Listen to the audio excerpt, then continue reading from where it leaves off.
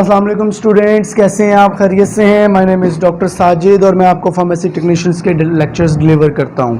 उम्मीद है आप सब खैरियत से होंगे, आपके घर वाले भी खैरियत से होंगे। आइए आज हम पेपर नंबर 2 की बुक नंबर 3 फिजियोलॉजी को पढ़ते हैं। सबसे पहले फिजियोलॉजी को ओपन कर लें आप। लास्ट टाइम जो हमने फिजियोलॉजी का चैप्टर स्टार्ट किया था वो था ब्लड। थोड़ा ब्लड की हम लोग रिवीजन कर लेते हैं। Blood is a specialised type of connective tissues. It is mesodermal in origin. Composition है इसकी, it contain two parts. One is cellular parts, वो second one is the non cellular parts.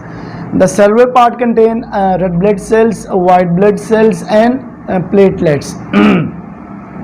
Red blood cells को erythrocytes भी कहते हैं, white blood cells को leucocytes कहते हैं, ल्यूकोसाइट्स भी कहते हैं। साथ में है प्लेटलेट्स।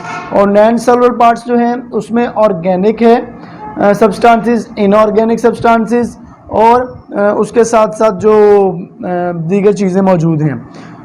अच्छा, जो सेकंड पार्ट है नॉन सेलुलर, उसमें है plasma. Plasma contain 91% water and 9% solid which contain inorganic substances which is सबसे पहले प्रोटीन है, फिब्रिनोजिन, उसके बाद है ग्लोबुलिन, एल्ब्यूमिन, प्रोथ्रोम्बिन वगैरह। उसके बाद non protein nitrogenous part that is creatinine, ammonia, uric acid, amino acids वगैरह। फिर है non nitrogenous substances which contain glucose, galactose, phospholipid, डीजीज, enzyme, amylase, lipase and LDH, pigments, bilirubin. Inorganics के अंदर आएगा sodium, potassium, chloride, chlorine, calcium, magnesium, phosphorus. इसके बाद हमने पढ़ा था प्रॉपर्टीज ऑफ ब्लड। ब्लड का जो कलर होता है वो रेड होता है ड्यू टू द ऑक्सीजन, और अगर ये कार्बन डाइऑक्साइड ज़्यादा हो जाए तो पर्पल इन कलर हो जाता है। वॉल्यूम जो है वो मैन में 4 लीटर होता है, फीमेल्स में 4.5 लीटर्स और न्यूनेट्स जो होते हैं बच्चे उनमें 450 ml ब्लड होता है। फिर आता है पीएच। तो ब्लड की जो पीएच होती है वो 7.4 होती है। Viscosity, blood is 5 time more viscous than the water. फिर आरबीसीज है। आरबीसीज को हम एरिथ्रोसाइट्स भी कहते हैं। ये रेड ब्लड सेल होता है। इसमें बेसिकली आरबीसीज जो है, इसका जो रेड कलर होता है, और इसको रेड ब्लड सेल्स भी इसी वजह से कहते हैं क्योंकि इसमें एचबी हीमोग्लोबिन जो होती है वो ऑक्सीजन को कैरी करती है, तो जिसकी वजह से इसका कलर रेड होता है। इसकी जो क्वांटिटी है 5.4 मिलीमीटर पर CUMM, मिलियन पर CUMM। इसकी जो कंपोजिशन होती है उसमें 65% वाटर होता है, 33% HB होता है, 35% solids and semi solid substances होते हैं। शेप जो होती है इसकी बाइकनकेव डिस्क होती है। लाइफ स्पैन इसका 120 डेज होता है।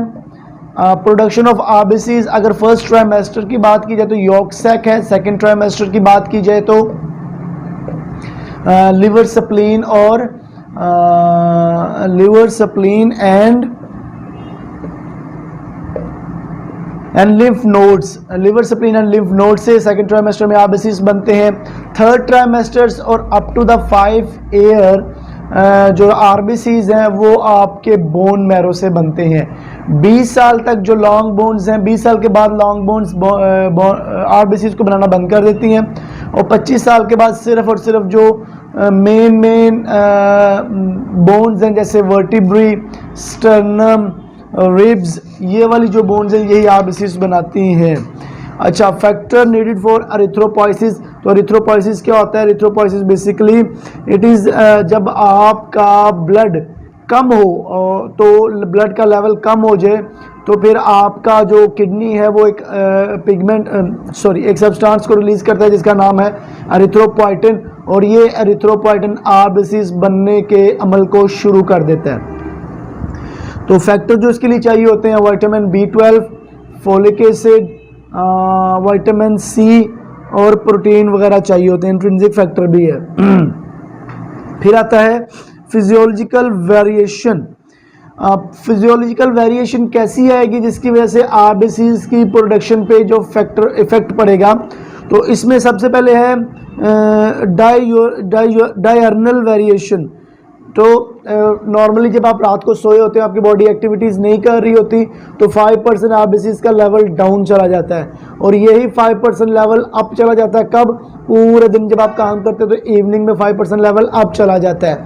अच्छा, इसके अलावा अगर हम टेम्परेचर की बात करें तो आपकी बॉडी का एक्सटर्नल एनवायरनमेंट हाई होने की वजह से आरबीसीज प्रोडक्शन भी हाई हो जाती है। उसके अलावा हाई एल्टीट्यूड, अगर आप किसी ऊंचाई वाली जगह पे जाते हैं, हाई जहाँ पे सी लेवल बहुत ऊंचा हो, सी लेवल का काफ़ी डिफरेंस हो, तो वहाँ पर भी आपकी आरबीसीज की प्रोडक्शन बढ़ जाती है। क्यों? क्योंकि हाई एल्टीट्यूड पे ऑक्सीजन लेवल कम हो जाता है। उसके बाद हाइपोक्सिया। हाइपोक्सिया क्या होता है? ऑक्सीजन लेवल का बॉडी में कम हो जाना। तो हाइपोक्सिया होने की वजह से भी आरबीसीज लेवल बढ़ जाएगा। अच्छा, फंक्शंस क्या होते हैं आरबीसीज के? The first function of the RBCs is respiration. जैसे आपको पता है कि HB में मौजूद होता है हीमोग्लोबिन, और हीमोग्लोबिन ही एक ऐसा फैक्टर है जो ऑक्सीजन कैरियर के तौर पे काम करता है। फिर एसिड बेस को मेंटेन करता है, आयनिक बैलेंस मेंटेन करता है, और विस्कोसिटी ऑफ ब्लड को आरबीसीज मेंटेन करते हैं। ये है हमारा कल का लेक्चर जो हमने पढ़ा था। आइए अब हम नेक्स्ट स्टार्ट करते हैं। The next topic is HB, which is also known as hemoglobin। ठीक है, ग्लोबिन एक अलग से प्रोटीन है, हीम आयरन को कहते हैं। ठीक है जी, ये पेपर 2 की बुक 3 है, लेक्चर 5।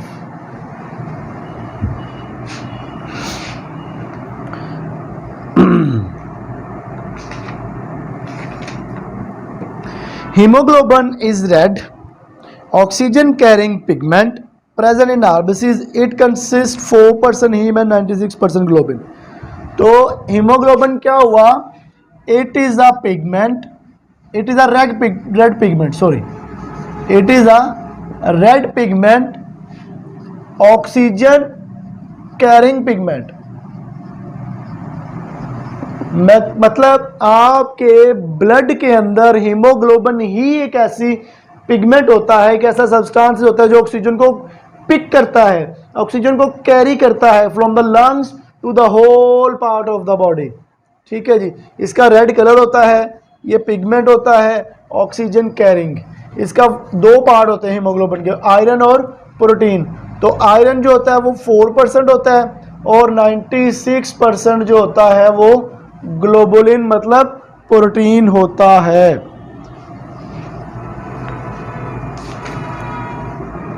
अच्छा, अब इसके लेवल्स आगे। In male normally it is from 14 to normal values. Males के अंदर ये 14 टू 16 ग्राम पर मोल होता है। ठीक है जी, और इन फीमेल्स 12 से 14,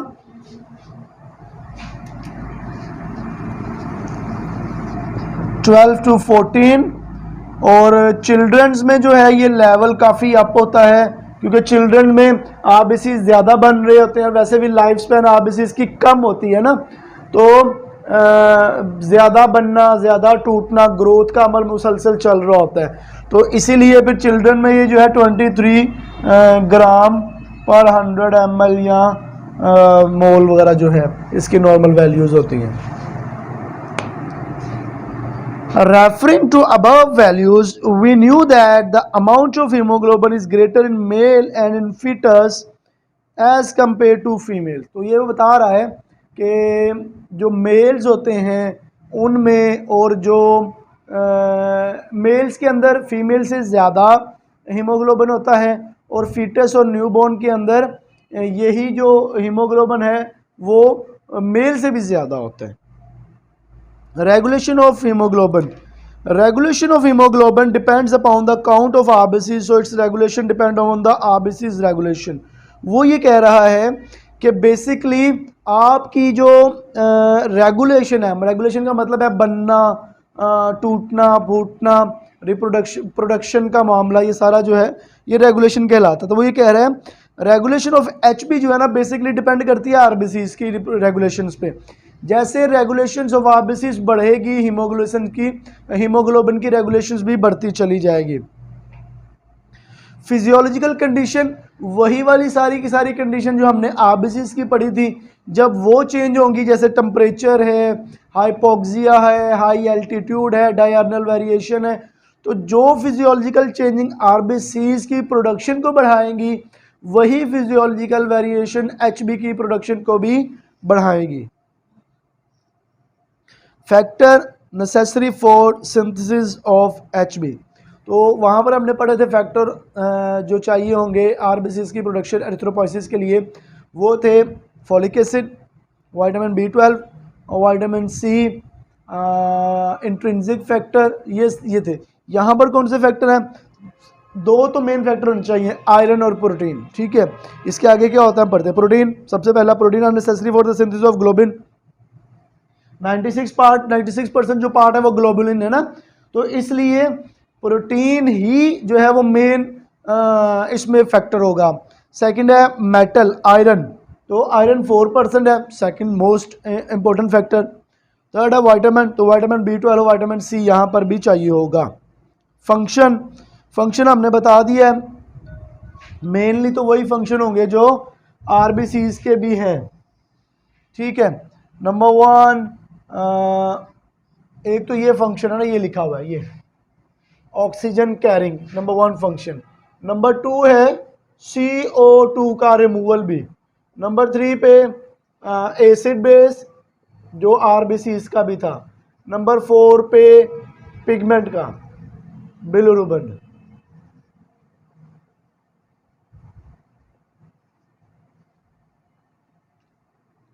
ठीक है जी, ये इसके 4 फंक्शन हो गए। ये हमारा एचबी ख़त्म हो गया। इसको दोबारा से देख लें आप, इसमें कुछ भी पूछने वाला हो तो मुझे बता दें।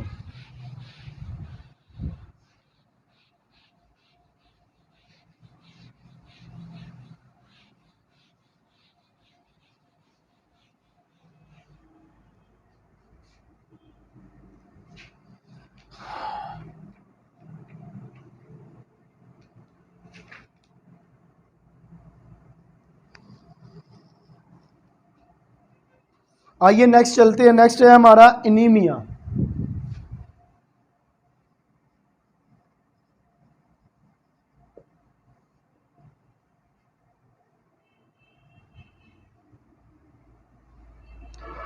Anemia may be defined as the decreased level of Hb in the blood below the reference level for the age and the sex of the individual। वो ये कह रहा है कि आपके ब्लड के अंदर Hb का जो नॉर्मल लेवल है उस लेवल से कम लेवल का होना आपकी उम्र और आपकी जिन्स के मुताबिक, वो क्या कहलाएगा? अनीमिया। कैसे? देखें, मैंने आपको बताया था कि बिलफर्ज हम लोग कोई पेशेंट ले लेते हैं, वो है फीमेल, उसकी एज है 30, तो फीमेल के अंदर जो नॉर्मल लेवल एचबी का होता है वो 12 से 14 होता है, ठीक है जी। और मेल के अंदर क्या होता है? मेल 30, 14 से 16। अच्छा, अब अगर मेरे पास एक पेशेंट है, उसकी एचबी है 12, उसकी एचबी क्या है? 12, तो आपके अनीमिया क्या होगा फिर? अच्छा, अब ये जो 12 है ये according to the female level normal है, लेकिन according to the male level it is less than the normal, ये नॉर्मल से कम है, और यहां पर ये नॉर्मल है, ठीक है। तो होगा ये कि आपकी ब्लड के अंदर आज आपका एचबी का लेवल आपकी उम्र और आपकी जिन्स के मुताबिक जैसा भी होगा, अगर वो नॉर्मल लेवल से कम होगा तो वो कहलाएगा अनीमिया। सिम्टम्स क्या होते हैं? आइए इसको हम लोग पूरे ऑर्गन वाइज पढ़ लेते हैं। सबसे पहले है आइज़, एनीमिया की कमी की वजह से आंखें नीली हो जाती हैं, सॉरी नीली नहीं, येलो हो जाती है, पीली हो जाती है। दूसरा स्किन पेलनेस आ जाती है। पेलनेस का मतलब होता है पिलाहट का आ जाना, ठीक है जी। नंबर थर्ड इज कोल्डनेस, ठंडा जिस्म हो जाता है। स्किन येलोइंग, पीली हो जाती हैं। और रेस्पिरेटरी का मतलब होता है, रेस्पिरेटरी मतलब आपके निज़ाम तनफ़ुस पे क्या असर पड़ता है। शॉर्टनेस ऑफ ब्रेथ, आपके सांस लेने का अमल छोटा हो जाता है, आपको तेज़ी तेज़ी से सांस आते हैं, छोटे छोटे और तेज़ तेज़ सांस आएंगे। मस्कुलर, आपके जो मसल्स हैं बॉडी के, उन पे क्या फ़र्क पड़ेगा, वीकनेस, कमज़ोरी हो जाएगी। इंटेस्टाइनल, इंटेस्टाइनल मतलब GIT के ऊपर आपका जो खाने का निज़ाम इंहिज़ाम है उस पर क्या असर पड़ेगा, चेंज स्टूल कलर, आपका जो वॉशरूम है, जो आप वॉशरूम करेंगे उसका जो कलर होगा वो चेंज हो जाएगा। आपके दिमाग के ऊपर इसका क्या लेवल आएगा, HB का कम होना या अनीमिया का हो जाना। फटीक होता है थकावट, आपका जहनी तौर पे थकावट रहेगी। डिजीनेस होता है गुनूदगी, मतलब आपको सारा दिन मतलब नींद आती रहेगी। फेंटिंग होता है, फेंट हो जाता है बिल्कुल, मतलब कमज़ोर पड़ जाना, आंखों का धुंधला हो जाना, बिल्कुल जिस्म जैसे कहते हैं ना जान ख़त्म हो जाना जिस्म में से। ब्लड वेसल्स, आपकी जो खून की नालियां हैं उन पे क्या असर पड़ेगा, लो ब्लड प्रेशर, आपका BP लो हो जाएगा। हार्ट के अंदर क्या फ़र्क पड़ेगा, पाल्पिटेशन, हार्ट पाल्पिटेशन होगी, पाल्पिटेशन होता है पसीने का आना, ठीक है जी। रैपिड हार्ट रेट, आपका दिल की धड़कन तेज़ हो जाएगी। चेस्ट पेन, सीने के अंदर दर्द होना शुरू हो जाएगी। एंजाइना, एंजाइना एक बीमारी है, ये हो जाएगी। हार्ट अटैक, आपको हार्ट अटैक भी आ सकता है। फिर है स्प्लीन, स्प्लीन एनलार्ज हो जाएगी, ठीक है जी, स्प्लीन भी एनलार्ज हो जाएगी, बड़ी हो जाएगी स्प्लीन। ये कुछ सिम्टम्स बताई हैं उन्होंने HB के कम होने की वजह से, ये अलामात ज़ाहिर हो सकती हैं। सब अलामात सब में ज़ाहिर हो ज़रूरी नहीं होता, कुछ अलामात ज़ाहिर हो सकती है ना, जैसे सबसे पहले आँखों पे, स्किन पे फ़र्क पड़ सकता है। ये हार्ट अटैक और ये जो मामला है ना, ये बहुत लेटर ऑन, अगर परसिस्टेंटली मतलब मुसलसल किसी का HB लेवल रहता है कई सालों तक, तो फिर ये हार्ट अटैक और ये स्प्लीन एनलार्जमेंट के प्रॉब्लम आ सकते हैं। वरना पहले तो है वो नॉर्मल जो प्रॉब्लम आएंगी, आंखें पीली होना स्टार्ट हो जाएंगी, थकावट, फटीक वगैरह होना स्टार्ट हो जाएगी, और जो ही आप इसका इलाज करेंगे तो चीज़ें ठीक हो जाएंगी। आइए अब इस अनीमिया की क्लासिफिकेशंस पढ़ते हैं, कितनी टाइप्स के अनीमियाज़ होते हैं और इन अनीमियाज़ के अंदर क्या क्या प्रॉब्लम डिसऑर्डर्स आते हैं, और फिर इन अनीमिया का इलाज क्या होता है। आइए पढ़ते हैं। सबसे पहले है ब्लड लॉस अनीमिया, मतलब किसी वजह से आपका ब्लड लॉस हो गया, आपका ब्लड HB लेवल कम हो गया, उस वजह से जो अनीमिया होगा उसको बोलेंगे ब्लड लॉस अनीमिया। इसकी जो पहली टाइप है वो है acute post haemorrhagic anaemia. Acute होता है बिल्कुल मामूली, ठीक है। क्रोनिक होता है पुराना, स्वीयर, ठीक है। तो एक्यूट मतलब मामूली, पोस्ट हेमोरेजिक अनीमिया मतलब आपकी किसी जगह पे कट लग गया, मामूली कट लगा और उसकी वजह से आपका ब्लड आपके जिस्म से लॉस हो गया, खारिज हो गया, निकल गया, उसकी वजह से जो लॉस है उसे बोलेंगे ब्लड लॉस अनीमिया। ये कहाँ कैसे होता है, ट्रॉमा, कोई एक्सीडेंट हो गया आपका उस वजह से हो सकता है, या कोई सर्जरी आपने करवाई उस वजह से आपका ब्लड लॉस हो गया ना। फिर आता है क्रोनिक हेमोरेजिक अनीमिया। क्रोनिक होता है कोई ऐसी स्वीयर शिद्दत किस्म की बीमारी हो और उसमें बहुत स्वीयर किस्म का ब्लड लॉस हो जाए।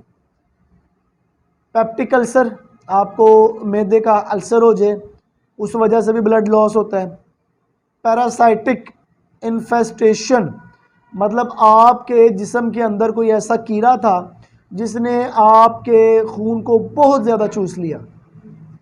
मैलिग्नेंसी, ब्लीडिंग डिसऑर्डर, ये है कि आपको कोई ऐसी बीमारी लग गई जिसकी वजह से आपका जो ब्लीडिंग है वो अगर हो रही है तो वो रुक नहीं पा रही, आपकी ब्लीडिंग के रुकने का अमल ही नहीं हो पा रहा, तो ब्लीडिंग होती जा रही है, उसकी वजह से बहुत ज़्यादा ब्लड लॉस हो जाता है। ये 2 टाइप्स उन्होंने बताई। अच्छा, इसके बाद दूसरी है ब्लड लॉस के बाद, ब्लड लॉस अनीमिया पहली है, दूसरी है increase rate of destruction of RBCs. अच्छा, पहला हमने पढ़ा है कि ब्लड का किसी ना किसी ज़ख़म होने की वजह से या कट लगने की वजह से जिस्म से चले जाना, खारिज हो जाना। दूसरा है कि आपके जो आरबीसीज हैं, ब्लड है, वो टूटना स्टार्ट हो जाए। जब ब्लड टूटना स्टार्ट हो जाएगा तो ज़ाहिर बात है जो नॉर्मल लेवल होगा वो गिरना शुरू हो जाएगा ना। तो ये है हीमोलाइटिक अनीमिया। तो क्या होगा, जैसे मैंने आपको बताया था कि आपके आरबीसीज जो हैं उनका जो लाइफ स्पैन होता है वो 120 दिन होता है। कितने दिन होता है? 120 दिन। तो कुछ ऐसा मामला आपकी बॉडी के अंदर हो जाए कि ये जो लाइफ स्पैन है ये कम होकर 60 दिन रह जाए, ठीक है। अब आरबीसीज जो बनने हैं वो तो 120 दिन बाद बनेंगे, 90 डेज, 100 डेज, 110 डेज, इन डेज के बाद बनना, टूटना, बनना शुरू होते हैं। तो अगर ये 60 डेज बाद टूटना शुरू हो जाएंगे, बनेंगे तो वो 100 दिन के बाद। तो फिर क्या आ गया, ये गैप आने की वजह से जहाँ सेल 120 दिन बाद टूटने थे वो 60 दिन बाद टूटना शुरू हो गए, तो आपके जो सेल्स हैं वो उनका लेवल गिरना शुरू हो जाएगा। तीसरा है impaired red cell production. Impaired red blood cells production क्या होती है कि आपके जो रेड ब्लड सेल बन रहे हैं वो ही ख़राब बन रहे हैं, ठीक नहीं बन रहे। जब ठीक नहीं बन रहे तो आपकी बॉडी उसको ठीक कंसिडर नहीं करेगी। जब ठीक कंसिडर नहीं करेगी तो नॉर्मल लेवल पूरा होगा ही नहीं। अच्छा, एक तो ये कि उसका नॉर्मल लेवल पूरा ही नहीं हुआ, दूसरा जो बने हैं क्योंकि वो ख़राब हैं इसलिए आपकी बॉडी देखेगी ये ख़राब सेल है तो उनको डिस्ट्रॉय करके बॉडी से खारिज कर देगी उनको, ठीक है। तो इस वजह से भी बॉडी का नॉर्मल लेवल अचीव ही नहीं होगा, ठीक है जी। तो ये आपके थर्ड टाइप हो गई। अच्छा, ये जो हमने थर्ड टाइप पढ़ी है ना, इम्पेयर्ड रेड सेल प्रोडक्शन, इसमें सबसे पहले आती है disturbance of proliferation and differentiation of stem cells, ठीक है। मतलब होता ये है कि बाज़ औक़ात आपके जो रेड ब्लड सेल्स होते हैं ना, क्योंकि ये जो प्रोडक्शन का अमल है ना ये मल्टीप्लिकेशन से होता है, ये माइटोसिस मियोसिस वगैरह जो होते हैं ना उनसे होता है। तो ये जो मल्टीप्लिकेशन होगी ना ये इतनी तेज़ी से हो रही होती है कि वो फिर नॉर्मल नहीं हो पाता ना। मतलब एक चीज़ बन रही है तो उसकी जो कॉपी तैयार हो रही है वो ठीक से तैयार नहीं हो रही, इतनी तेज़ी से वो कॉपिंग करी जा रहा है। और दूसरा ये भी वजह आ सकती है कि जो स्टेम सेल है जहाँ से ये रेड ब्लड सेल बनने हैं वो स्टेम सेल ही ख़राब हो। आमतौर पे अगर मैं बोलूँ कि अगर ये मेरा मार्कर ही ख़राब होगा ना तो मैं जितनी चीज़ें इसके ऊपर लिखूँगा सारी ख़राब लिखी जाएंगी। इसलिए जो स्टेम सेल है बोन मैरो के अंदर जहाँ से आरबीसीज बनने हैं वो स्टेम सेल ही ख़राब है, जिसकी मल्टीप्लिकेशन होके जिसकी डिवीजन हो गया या आरबीसीज बन रहे हैं, तो फिर ज़ाहिर बात है स्टेम सेल ख़राब होने से सारे के सारे आरबीसीज भी ख़राब ही बनेंगे। किसी की शेप ख़राब होगी, किसी की शक्ल ख़राब होगी, किसी का कुछ ख़राब होगा, ठीक है जी। सेकेंड है disturbance of proliferation maturation of RBCs. पहला तो ये है कि मल्टीप्लिकेशन होना स्टेम सेल की वजह से, वो क्या होगा, स्टेम सेल ही ख़राब होगा जिसकी वजह से आरबीसीज ख़राब बनेंगे।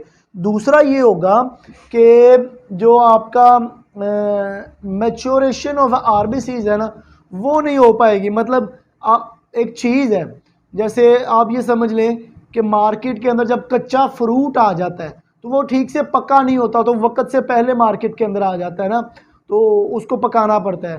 तो इसी तरह वो आरबीसीज जो मैच्योर होने से पहले ही, वक्त से पहले ही वो आपके red blood cells blood vessels में आ जाते हैं, उनको हम बोलेंगे कि मैच्योर अभी नहीं हुए थे, ठीक से नहीं बने थे और पहले ही आरबीसीज में आ गए, तो वो क्या होंगे, डिफेक्टिव होंगे, डिफेक्टिव पीस होगा वो भी। फिर थर्ड आता है ये इसकी सब टाइप्स हैं, defective DNA synthesis, defective HB synthesis, abnormal form of HB. ठीक है जी, तो ये हमने बेसिकली 3 मेन क्लासेस पढ़ी हैं, blood loss, increase rate of destruction और इम्पेयर्ड रेड सेल प्रोडक्शन। अब इन तीनों की आगे से सब टाइप्स मौजूद है। आइए एक चार्ट बना हुआ है, इसको देख लेते हैं। सबसे पहले एनीमिया क्या होता है। Anaemia is the less than the normal level of HB in the blood is called anaemia. ठीक है जी। अब एनीमिया की पहली टाइप है ब्लड लॉस, जिसके अंदर अक्यूट और क्रॉनिक आते हैं। सेकंड टाइप है इम्पेयर्ड प्रोडक्शन, जिसके अंदर आयरन डेफिशिएंसी, मेगालोब्लास्टिक साइटोप्लाज्मिक डिस्क्रोनरी, विटामिन B12 और folic acid, anaemia, aplastic anaemia. Third one increase destruction, जिसमें आता है एक्सट्रिंसिक रेड ब्लड सेल्स और इंट्रिंसिक रेड ब्लड सेल्स। ठीक है जी।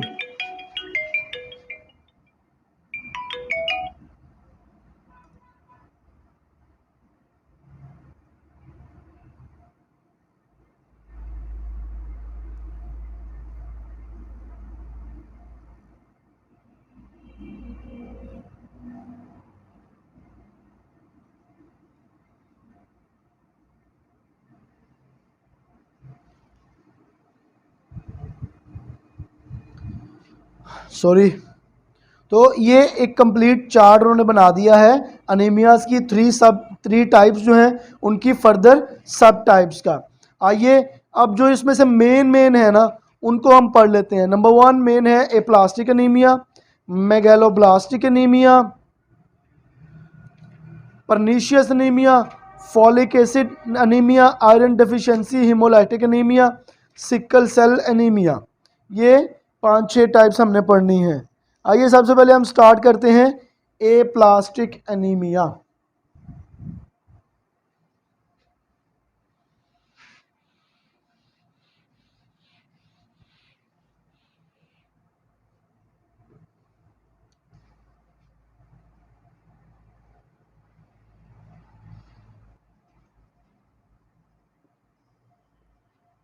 अच्छा, सबसे पहले तो आपको ये पता होना चाहिए कि जो एप्लास्टिक अनीमिया है ये किसकी सब टाइप है।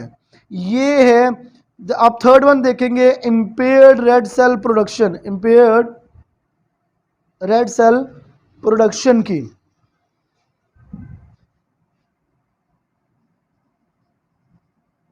इम्पेयर्ड रेड सेल प्रोडक्शन की, ये इसकी सब टाइप है। अच्छा, अब इसके भी आगे disturbance of proliferation and differentiation of stem cells,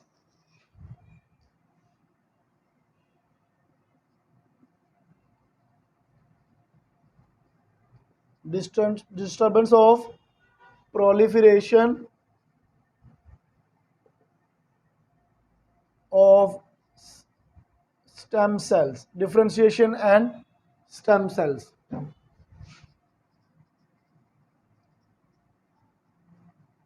ठीक है जी।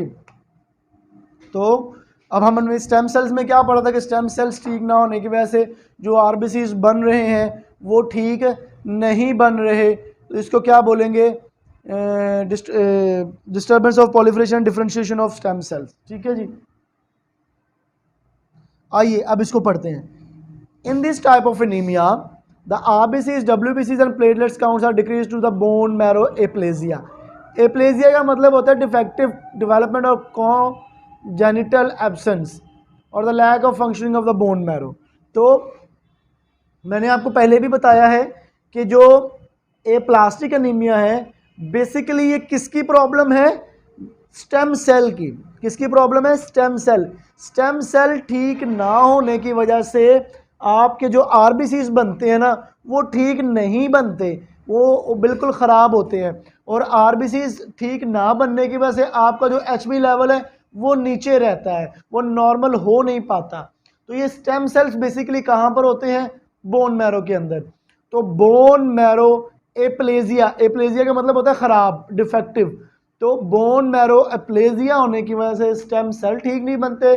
स्टेम सेल ठीक ना बनने की वजह से आपके आरबीसीज ठीक नहीं बनते।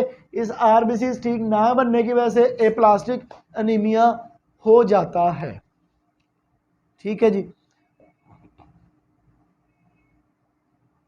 ये है, इसको उर्दू में पढ़ लेते हैं। This type of anaemia the RBCs डब्ल्यूबीसीज and platelets counts are decrease due to the bone marrow aplasia. इस किस्म के अनीमिया के अंदर जो आरबीसीज होते हैं, डब्ल्यूबीसीज और प्लेटलेट्स होते हैं, उनका जो काउंट्स है वो डिक्रीज हो जाता है due to the bone marrow aplasia, bone marrow के ख़राब होने की वजह से, या बोन मैरो ठीक से काम नहीं कर पाता। इसके कॉजेज़ क्या हैं? कॉन्जिनाइटल मतलब पैदाइशी तौर पर, ठीक है जी, उसको फैनकोनी एनीमिया भी बोलते हैं अगर पैदाइशी तौर पर यह मसला हो। एक्वायर्ड, या फिर किसी ना किसी वजह से आपका बोन मैरो ख़राब हो सकता है, स्टेम सेल ख़राब हो सकता है। इसकी थर्ड रीज़न है रेडिएशंस। कोई एटॉमिक एनर्जीज या एक्स रेज या infrared rays, ultra violet rays वगैरह भी क्या कर सकती हैं? आपके बोन मैरो को ख़राब कर सकती हैं। और जब बोन मैरो ख़राब होगा, स्टेम सेल ख़राब होगा। जब स्टेम सेल ख़राब होगा तो आरबीसीज ख़राब बनेंगे। जब आरबीसीज ख़राब बनेंगे, आपका एचबी लेवल पूरा नहीं होगा, तो हम क्या बोलेंगे? आपको एप्लास्टिक एनीमिया हो गया। फिर केमिकल भी एक रीज़न हो सकती है। आपने कोई ऐसा केमिकल खाया जिसकी वजह से बोन मैरो स्टेम सेल खराब। फिर है drug, chloramphenicol, sulphonamide, phenylbutazone, chlorpheniramine, chlorpromazine, carbimazole, methotrexate, gold etcetera. ये सारी की सारी वो ड्रग है जिनको खाने से प्लास्टिक एनीमिया हो सकता है। फिर आता है miscellaneous, pregnancy, tuberculosis, low socio economic and educational status. वो ये कह रहा है कि प्रेगनेंसी के दौरान भी ऐसा हो सकता है कि बोन मैरो डिफेक्ट आ जाए, बोन मैरो ठीक से काम, क्योंकि प्रेगनेंसी के दौरान आरबीसीज का लेवल, आरबीसीज की रिक्वायरमेंट बढ़ जाती है ना, ब्लड की रिक्वायरमेंट बढ़ जाती है। तो ब्लड की रिक्वायरमेंट बढ़ने से हो सकता है आपका बोन मैरो ठीक से काम ना कर पाए। अगर बोन मैरो ठीक से काम ना कर पाएगा तो क्या होगा? आरबीसीज डिफेक्टिव हो जाएगा। ठीक है जी। Clinical feature, clinically a patient has progressive anemia due to the decreased RBCs count।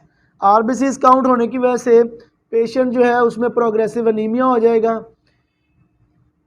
Haemorrhagic spot in the skin, skin के ऊपर छोटे छोटे धब्बे बनने स्टार्ट हो जाएंगे। And mucus membrane include bleeding from gums and epistaxis, आपके गम्स जो हैं, आपके मसूड़े, उनसे भी खून आ सकता है। एपिटैक्सिस, नोज में से भी खून आ सकता है, इसे वो नाक की नक्सीर जिसे बोलते हैं ना, epistaxis. Due to the thrombocytopenia and fever with ulcer in the oral cavity and throat are seen due to the granulocytopenia. तो आपके बुखार होने की वजह से या अल्सर होने की वजह से भी क्या है, ये अनीमिया हो सकता है आपको। ठीक है जी। अब इसका इसका ट्रीटमेंट क्या है, इसका इलाज क्या है, आइए। This type of anaemia is treated by bone marrow transplantation. इस जो अनीमिया है इसका इलाज बोन मैरो को बदलने से है। ठीक है जी, क्योंकि बेसिक जो problem bone marrow stem cell में है, तो जब तक बोन मैरो चेंज नहीं होगा तो स्टेम सेल ठीक नहीं बनेंगे और आरबीसीज ठीक नहीं बन सकते। अगर बोन मैरो ट्रांसप्लांटेशन नहीं होती तो सेकंड इसकी ऑप्शन है कि बार बार रेड ब्लड सेल्स लगाए जाए। थर्ड है platelets transfusion, the use of antibiotic and steroids, और प्लेटलेट्स भी उसको लगाए जाए। ये इसकी दो ही मेन ट्रीटमेंट्स है। पहली ट्रीटमेंट क्या है कि बोन मैरो ट्रांसप्लांट किया जाए। सेकंड ट्रीटमेंट आरबीसीज की बार बार उसको ब्लड उसको लगाया जाए। ठीक है जी, ये दो उसकी ट्रीटमेंट्स है। नेक्स्ट है मेगालोब्लास्टिक एनीमिया।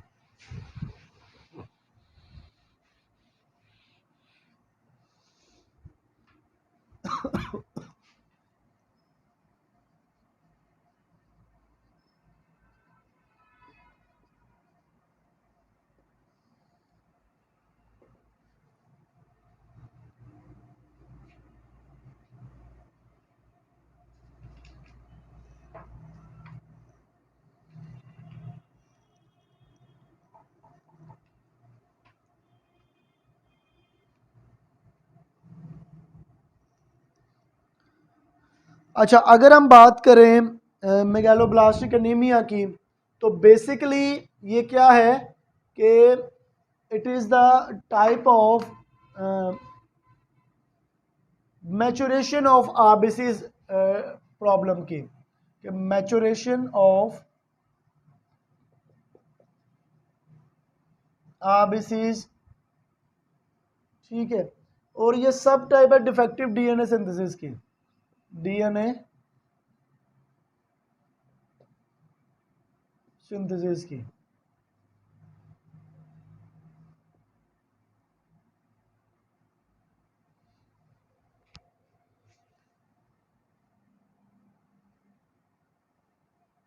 अच्छा, अब इसमें होता है क्या, मैचुरेशन ऑफ आरबीसीज, मतलब आपके आरबीसीज जो है वो ठीक से मैच्योर नहीं हो पाते, ठीक से बन नहीं पाते, ठीक है, ये इसकी मेन प्रॉब्लम है। आइए इसको पढ़ते हैं कैसे। In this type of anaemia the erythroblast are large odd shape, thus the name is megaloblastic anemia. There are two principal type of megaloblastic anemia. One is caused by the lack of vitamin B12 and other is caused by the deficiency of folic acids. वो ये कह रहा है कि जो megaloblastic anaemia है, basically इसमें क्या होता है, आपके आरबीसीज मैच्योर नहीं हो पाते। क्या होता है कि उनकी जो शक्ल है वो लार्ज हो जाती है, एक अजीब किस्म की शक्ल बन जाती है, और उसको फिर हम मेगालोब्लास्टिक कहते हैं। अच्छा, ये होता दो टाइप्स, दो वजह से है। एक विटामिन B12 की कमी की वजह से, दूसरा फोलिक एसिड की कमी की वजह से। अच्छा, अब इन दोनों को अलग अलग से पढ़ लेते हैं। आइए पहला पढ़ेंगे विटामिन B12 डेफिशिएंसी एनीमिया।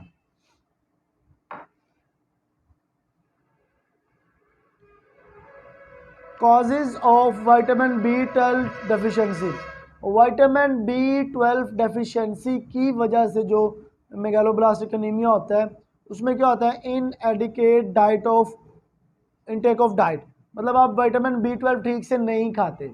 अच्छा, दूसरा इम्पेयर्ड अब्जॉर्प्शन, और दूसरा ये भी है कि आप विटामिन B12 तो खा रहे हैं लेकिन विटामिन B12 हजम ही नहीं हो पा रहा, ठीक है जी। अच्छा, विटामिन B12 मिलता कहाँ कहाँ से है? नंबर वन एग से, नंबर वन अंडे से, नंबर टू मीट गोश्त से, नंबर थ्री पोल्ट्री की आइटम्स जैसे कि चिकन, ठीक है जी, नंबर थ्री है ऑस्टर से, और फिर मिल्क मतलब दूध से, इन चीज़ों से मिलता है।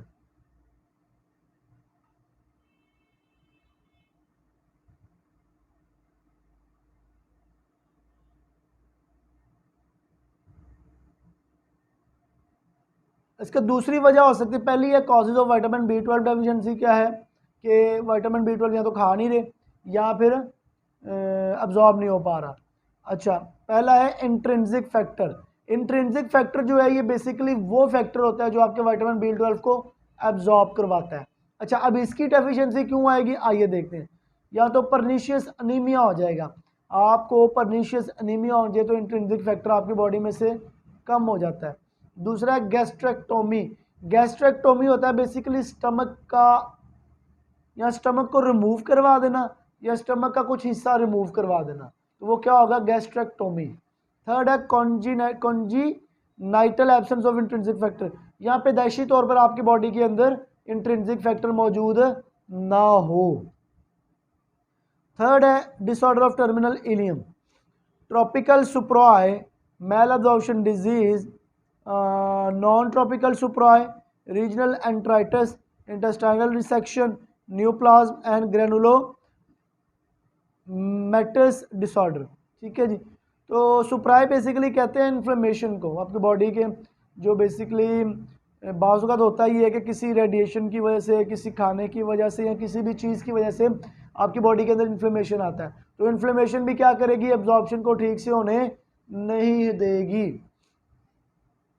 फिर आता है कंपटीशन ऑफ विटामिन B12, तो ये भी हो सकता है, हमने पहले पढ़ा कि विटामिन B12 खा नहीं रहे, फिर हमने पढ़ा कि इंट्रिंसिक फैक्टर उसको अब्जॉर्ब नहीं कर रहा, तीसरा आपका इन्फ्लेमेशन आ गया, चौथा अब हम पढ़ रहे हैं कि कंपटीशन आ जाएगा विटामिन B12 को, कोई और चीज़ या तो खाना चाहेगी, तो उसमें फिश टेप वॉर्म ये एक ऐसा इंसेक्ट होता है जो आपकी बॉडी के अंदर मौजूद होता है, तो वही विटामिन B12 को खाई जाता है, आपकी बॉडी को लगने नहीं देता। फिर आता है bacterial blind loop syndrome, bacterial blind loop syndrome.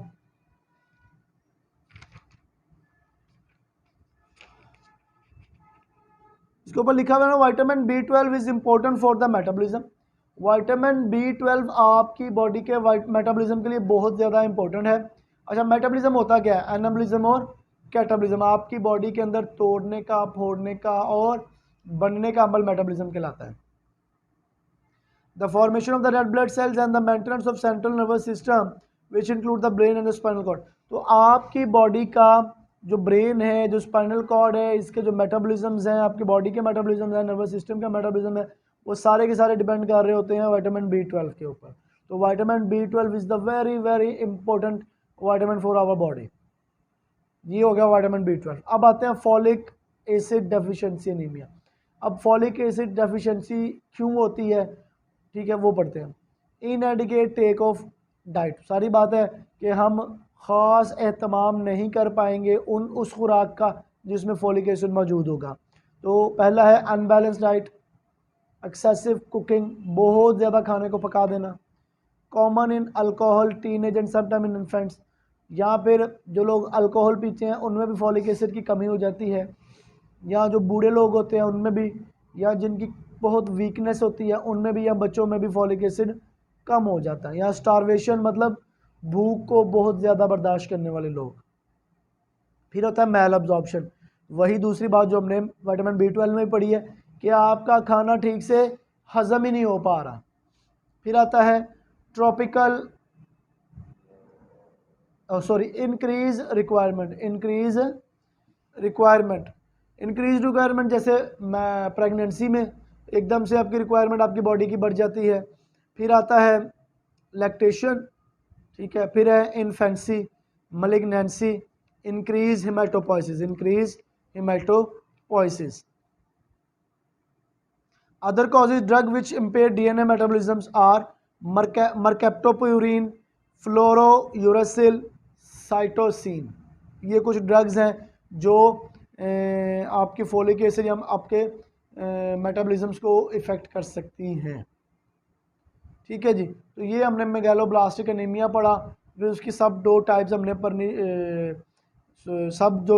Folic acid की डेफिशिएंसी और विटामिन B12 की डेफिशिएंसी, वो क्यों होती है वो हमने पढ़ी है, ठीक है जी। और मेगालोब्लास्टिक एनीमिया होता क्या है वो मैंने आपको बता दिया कि आपके आरबीसीज का मैच्योर ना होना, ठीक है। तो नेक्स्ट क्या है?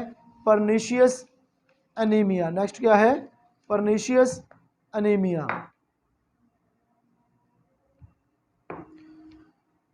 Introduction.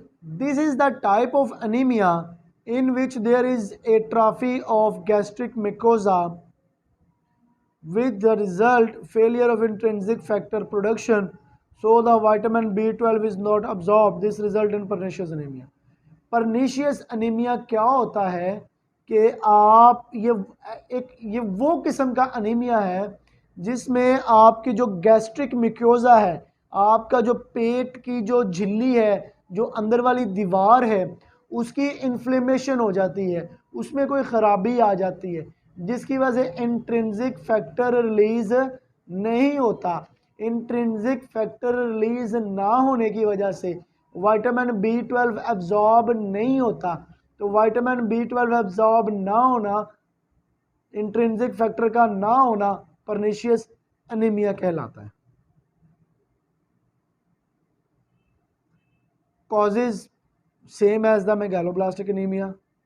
Clinical feature: patients suffering from pernicious anemia are less sick than those suffering from the folate deficiency anemia. अच्छा, जो पेशेंट्स परनीशियस एनीमिया जिनको हुआ होगा वो इतने बीमार नहीं होते जितने के फोलिक एसिड या फोलेट डेफिशिएंसी एनीमिया से होते हैं। पेशेंट कंप्लेन ऑफ, इसमें होता क्या है? वीकनेस, कमज़ोरी आ जाती है, वज़न कम होना स्टार्ट हो जाता है, आपका सांस तेज तेज हो जाता है, आपकी कॉन्शियसनेस, आपकी अलर्टनेस जो है वो कम होना स्टार्ट हो जाती है, स्किन आपकी पेल येलो होना स्टार्ट हो जाती है, आपकी जो टंग है ये यूजली स्मूथ या एट्रॉफिक हो जाती है, स्प्लीन में भी पेलेबल, स्प्लीन जो है वो तिल्ली, वो मतलब वाज़ेह नहीं रहेगी, लंबी हो जाएगी, कुछ मसला हो जाए स्टार्ट हो जाएगा। Treatment, this anaemia is treated with hydroxocobalamin 1000 microgram intramuscularly to total 4000-6000 microgram over the course of 3 weeks. 1000 microgram of hydroxocobalamin is necessary for every 3 month for the rest of the patient life. तो ये कह रहा है कि हाइड्रोक्सीकोबालामिन, जो कि मैथिकोबाल का टीका भी जिसे कहते हैं, वो लगाया जाएगा 1000 माइक्रोग्राम मसल्स के अंदर, और इसको हम लोग 4 या 6000 तक पूरा करेंगे, और फिर 1000 उसको माइक्रोग्राम हर तीसरे महीने लगता रहेगा पूरी ज़िंदगी, क्योंकि विटामिन B12 जो है वो उसका अंदर तो हो नहीं रहा, तो बाहर से देना पड़ेगा। तो ये वाला उसका treatment through out the life चलता रहेगा।